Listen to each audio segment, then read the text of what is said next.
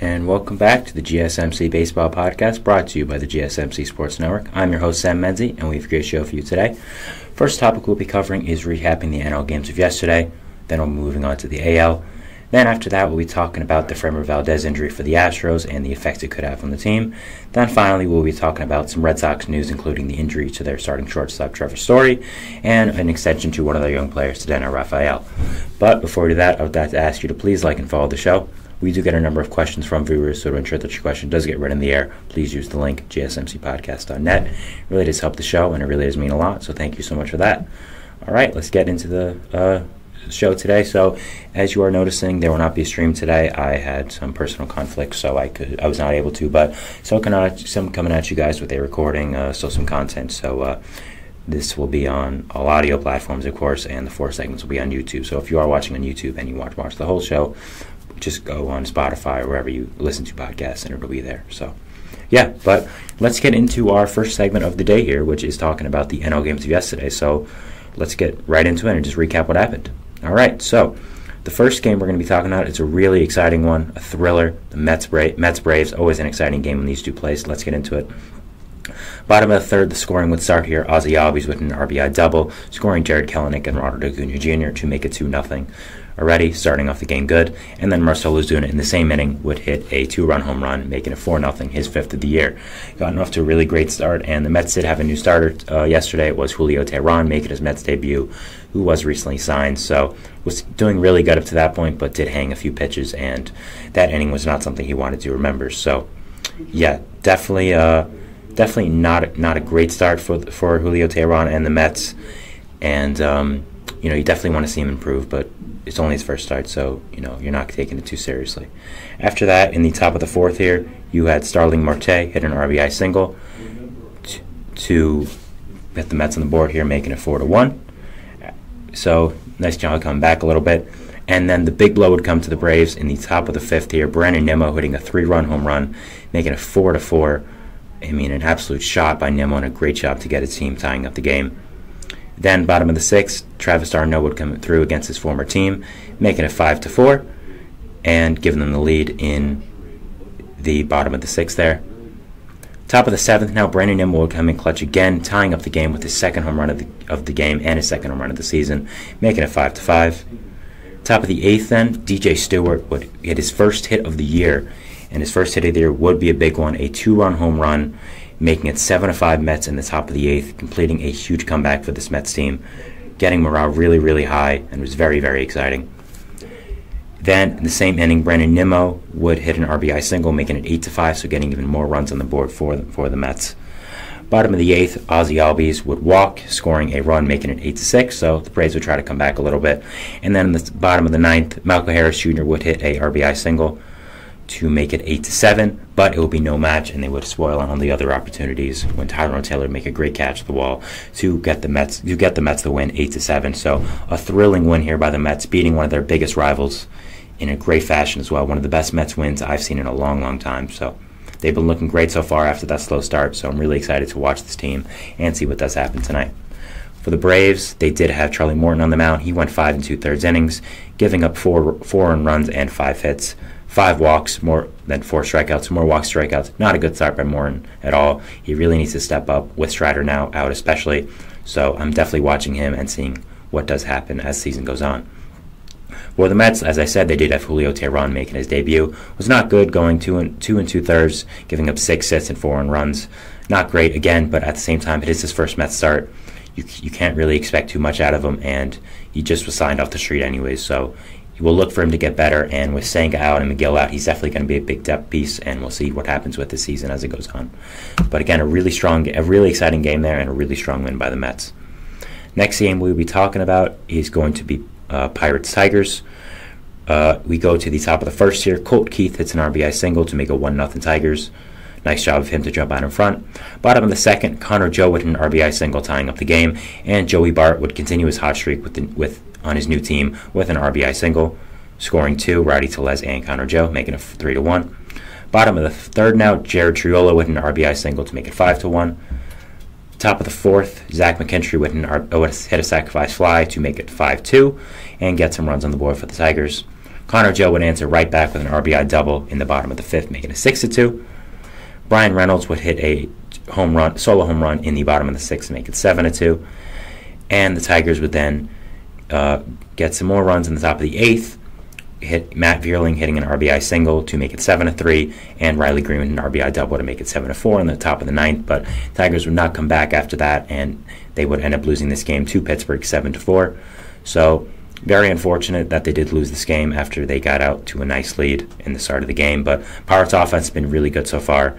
I mean, they're 9-2 right now, so we'll see what happens with them. But yeah, really strong win by them. But the Tigers, they did have Reese Olson on the mound, who was not good. 4 1/3 innings, 6 earned runs. Not what you want to see from him, a guy you want to really rely on for your rotation, but hopefully he gets better as the season goes on.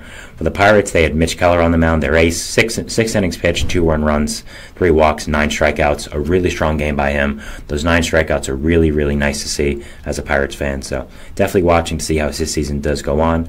And yeah, a really great start there. Next, in another exciting game here, Reds-Brewers, a divisional matchup that was very high scoring. Bottom of the second, we had a Santiago Espinal ground out and a Will Benson solo home run to make it 2-0 Reds. Bottom of the fourth, Santiago Espinal would hit a sacrifice bunt, and Joey Ortiz, the newest Brewer, coming over in the Corbin Burns trade, would make a throwing error to make it 4-0. So nice job by the Reds to capitalize on that. Same inning, Will Benson with an RBI double, and Spencer Steer would also do the same, making it 7-0. And Heimer Candelario would get the big blow in the same inning with a RBI single, making it 8-0. So the Brewers look to be dead in the water, but they would start to come back in the top of the fifth now. They had a Bryce Terang 2-run home run, his first one of the season, making it 8-2. A William Contreras RBI single would then make it 8-3.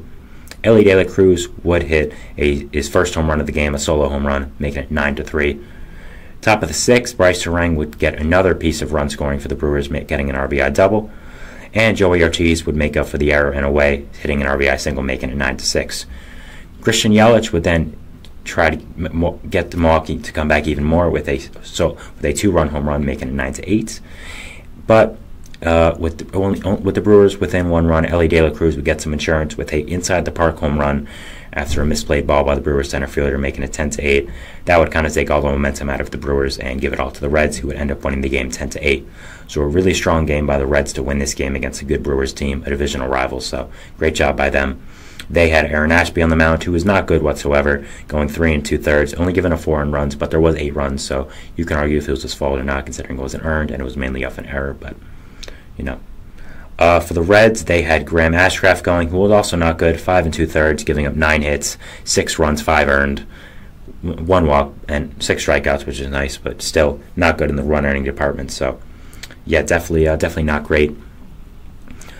Next game we'll be talking about for the NL is going to be about Dodgers-Twins. For this game here, in the top of the first, we had Freddie Freeman hitting a sacrifice fly to get the Dodgers on the board 1-0 there. Bottom of the third, Manuel Margot would hit a 2-run home run against his former team to make it 2-1 Minnesota. Then in the top of the sixth, Will Smith would hit an RBI single to make it 2-2. Top of the seventh, James Outman would hit a solo home run himself to make it 3-2. And Ohtani would hit his third home run as a Dodger to make it 4-2. And the Dodgers would end up winning this low-scoring game 4-2. So a nice job by the Dodgers to beat another great team in this league. Nice job by Ohtani to hit his third home run of the season. Twins had Bailey Ober going, who was really strong. 5 innings pitched, 1 earned run. Yes, it is only 5 innings pitched, but against the Dodgers, I don't think you can ask for much more. For the Dodgers, they had newly acquired James Paxton going, who went 6 innings, giving up only 2 earned and 4 strikeouts. Really nice, strong start to the season by him, so been very good. So, yeah, definitely excited about that signing if you are a Dodgers fan. Next game we have on the agenda here is one that went into extras, Phillies-Cardinals. Going to the top of the fifth here. Oops, that's not good if you're watching on YouTube. The lights just went out on me, but that does happen sometimes, so it'll come back, I think, in a little bit. So, yeah, it looks very funny, I think, right now. But I promise you, it'll come back.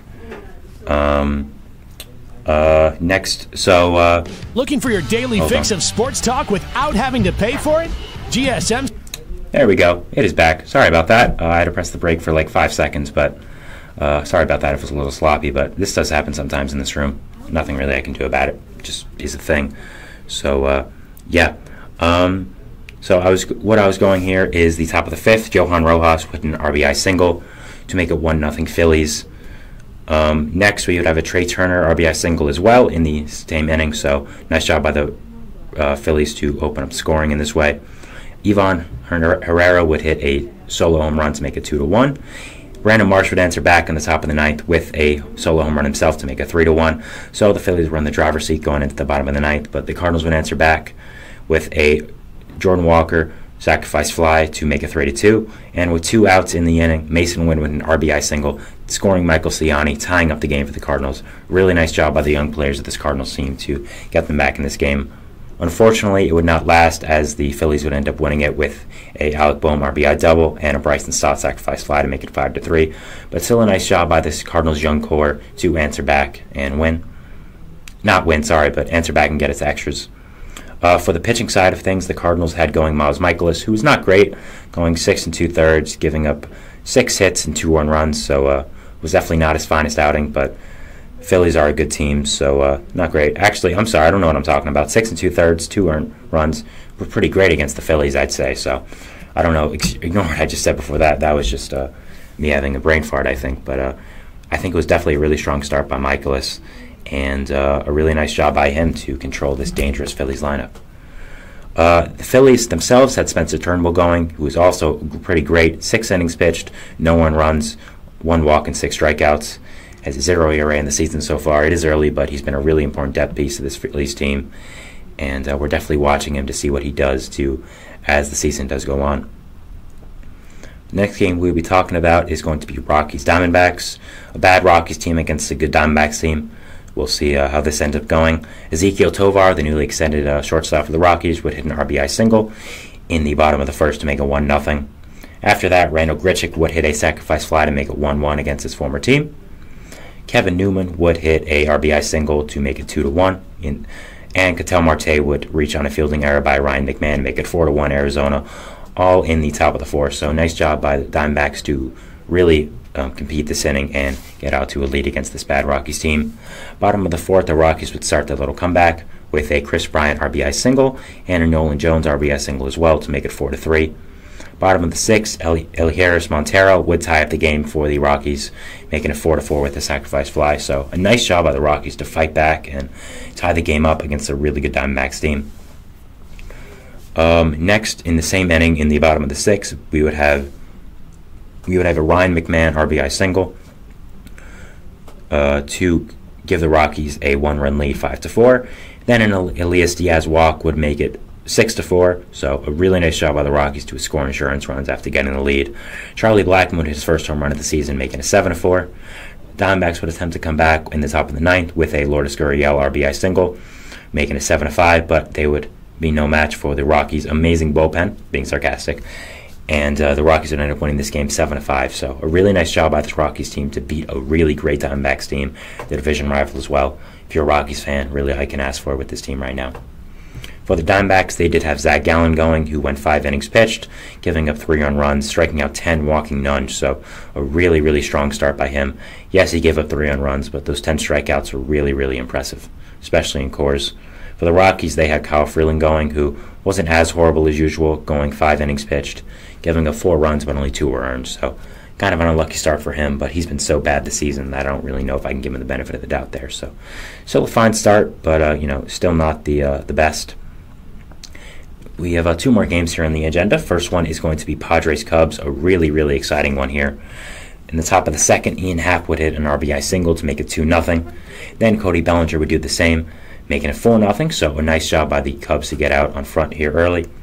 Cody Bellinger would then hit a sacrifice fly to make it 5-0 in the top of the fourth. Chris Morel would hit a RBI double, and Dansby Swanson an RBI triple to make it 8-0 Cubs in the top of the fourth. But the Padres would come back. In the bottom of the sixth, Jay Cronenworth started with a 2-run home run, his first one of the year, scoring Fernando Tatis Jr. Ha-Sung Kim would hit an RBI triple, making it 8-4. Luis Campusano would hit an RBI ground-out, making it 8-5. And Xander Bogaerts would get them within a run with his first home run of the season, making it 8-7. In the bottom of the eighth, Fernando Tatis Jr. with the big blow to the Cubs, a 2-run home run scoring Jackson Merrill, getting the Padres to a 9-8 lead where they would end up winning it. A really, really amazing comeback by this Padres team that I think they needed. So yeah, just a great start by them and a great game. For the Cubs, they had Javier Assad going, who went 5 innings, only giving up 2 runs, striking out 7. Really nice start by him. For the Padres, they did have Yu Darvish going, who was not great against his former team. 3 innings pitched, 4 runs, 3 walks, 4 strikeouts. Not great, only went 3 innings as well. But Robert Suarez was great out of the bullpen closing this comeback out, so that's a positive there with his injury risk. So, yeah. The last game we will have is Nationals-Giants. This was very looked after as it was Blake Snell's debut with the Giants. For the bottom of the first, we had Lamont Wade Jr. hitting an RBI double, making it 1-0 San Francisco. And the bottom of the first, that would be all that San Francisco would get. Trey Lipscomb would hit a RBI single to tie up the game at 1. Luis Garcia Jr. would hit an RBI single to make the game 2-1, and Trey Lipscomb would then steal home on a double steal to make it 3-1. Top of the 5th, we would have a Lane Thomas home run for the Nationals, making it 5-1, and an Ildemar Vargas RBI double to make it 6-1. Lane Thomas would hit an RBI single, and Ildemar Vargas would walk to make it 8-1 in the top of the 9th. So the Nationals ended up winning. Snell in his Giants debut was not great. 3 innings pitched, 3 earned runs, but 5 strikeouts. So it wasn't great. But again, I'm sure he was on a pitch limit. I'm sure they didn't want to risk him too much. So it's not too awful. For the Nationals, they had Trevor Williams going, who was okay. 5 innings pitched, 1 earned run. I think that's all you can really ask for against this good Giants team and for who Trevor Williams is. So it was okay. So nice job by the Nationals to kind of spoil the big day of the Giants with Snell making his debut. So nice job there. All right. Sorry for the technical difficulties during this first segment. Just that sometimes happens in this room. I don't know why. For the second, we're going to move on to our second segment, which is going to be talking about the recapping of the AL games. I did the NL, so it's only fitting for the AL. So, yeah, we'll talk about that, and we'll see you after the break. So, thanks, and bye.